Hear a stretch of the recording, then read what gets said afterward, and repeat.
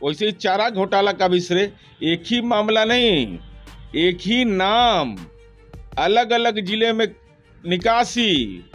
अभी तो डोरंडा पहुंचे, अभी तो और है, अभी बचा हुआ IRCTC घोटाला 25,000 करोड़ का। हमको आज तक समझ में नहीं आया कि न्यायपालिका के द्वारा जब दिए गए सजा होता है तो वह संविधान के तहत है, और संविधान बचाव की बात भी करते हैं। तभी समझ में नहीं आता कि संविधान को मानते हैं, अगर मानते हैं तो न्यायपालिका को मानते हैं कि नहीं। फिर न्यायपालिका को अगर मानते हैं तो परस्पर मतभेद क्यों है।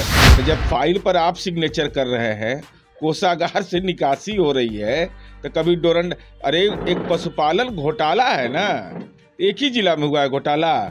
तो जहां जहां घोटाला के लिए सक्षम आदेश आप दिए हैं तो वहां का तो मुकदमा चलेगा ही। पहले सजा याफ्ता, फिर दोषी करार, ये तो रूटीन प्रक्रिया है, 1997 से चल रहा है। अब माननीय न्यायपालिका ने दिया है सजा, कोई राजनीतिक दल तो दिया नहीं, कोई जांच करने वाली संस्थान तो दिया नहीं। तब न्यायपालिका से न्याय मांगना हो तो उसकी विहित प्रक्रिया में तो अंतर आ रहा है। चूंकि दल के नेता कह रहे हैं कि हम ऊपरी कोर्ट में जाएंगे, और आप दूसरी तरफ कहा जा रहा है कि न्याय यात्रा निकालेंगे। अब हमको ही परिभाषा समझ में नहीं आता है।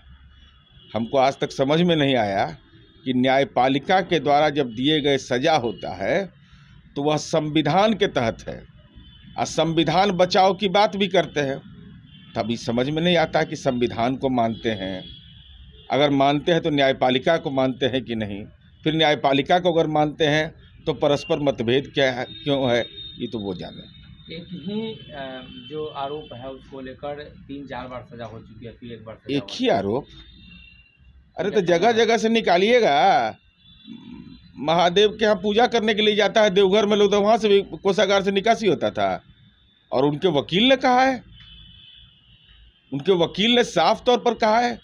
ये भी जानिए कि लालू जी LLB थे, लॉ ग्रेजुएट, तो लॉ ग्रेजुएट भी थे। आप फाइल पर अपने से सिग्नेचर करते थे। तो जब फाइल पर आप सिग्नेचर कर रहे हैं, कोषागार से निकासी हो रही है, तो कभी डोरंड, अरे एक पशुपालन घोटाला है ना, एक ही जिला में हुआ है घोटाला। तो जहां जहां घोटाला के लिए सक्षम आदेश आप दिए हैं तो वहां का तो मुकदमा चलेगा ही। ऐसा थोड़ी होता है कि पशुपालन के नाम पर हो गया, एक ही बार में क्लब करके कर देगा, नहीं।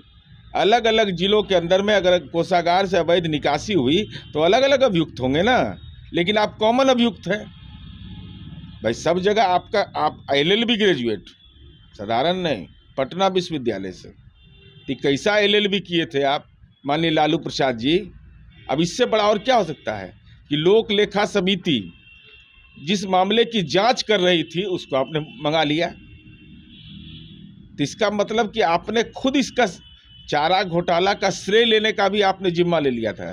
जैसे तथाकथित सामाजिक न्याय का श्रेय ले रहे थे, वैसे ही चारा घोटाला का भी श्रेय, एक ही मामला नहीं, एक ही नाम, अलग अलग जिले में निकासी।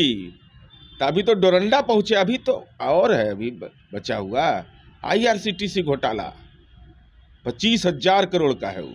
अच्छा, मांझी जी कह रहे हैं कि कृष्ण भी जेल गए थे, लालू प्रसाद यादव की तुलना कृष्ण से करते हैं। अब उसके बारे में हमको कोई जानकारी नहीं है, लेकिन हम यह जानना चाहते हैं कि माननीय लालू प्रसाद जी क्या दलितों को पठन पाठन में सुविधा दिलाने के लिए जेल गए?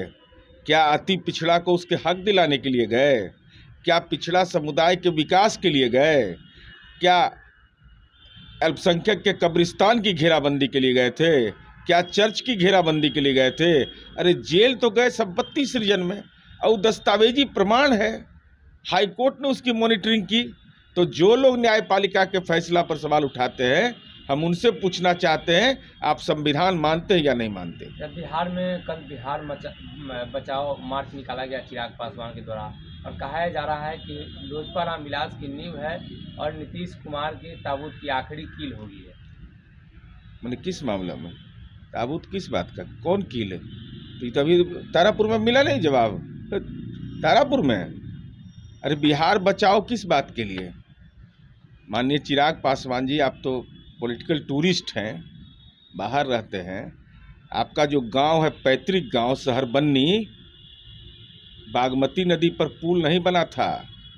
गांव जाने में परिजन परेशान रहते थे, गांव के लोग परेशान रहते थे।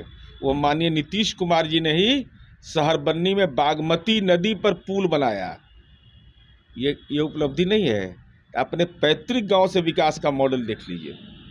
अभी तारापुर में देखे कितना बड़ा काम माननीय नीतीश कुमार जी ने किया। लूट, भ्रष्टाचार और शराबबंदी, विफल शराबबंदी को लेकर उनकी ज्यादा शराबबंदी लागू रहना चाहिए कि नहीं, सो बताएं। पहले इस पर नजरिया साफ करें। शराबबंदी लागू रहना चाहिए या नहीं? मूल सवाल यह है, पेट में जब दर्द हो तो सर दर्द का दवा कभी भी नहीं खाना चाहिए, उससे परेशानी होती है। शराबबंदी, चूंकि आपके दल के विधायक नहीं हैं सदन में, इसलिए आपको नहीं मालूम कि सदन में संकल्प लिया गया। 5 करोड़ से ज़्यादा लोगों ने ह्यूमन चेन बनाया है बिहार में। और बताइए कि शराबबंदी रहना चाहिए या नहीं? सीधा सवाल मेरा है। इस पर अपना नज़रिया चिराग जी को स्पष्ट करना चाहिए।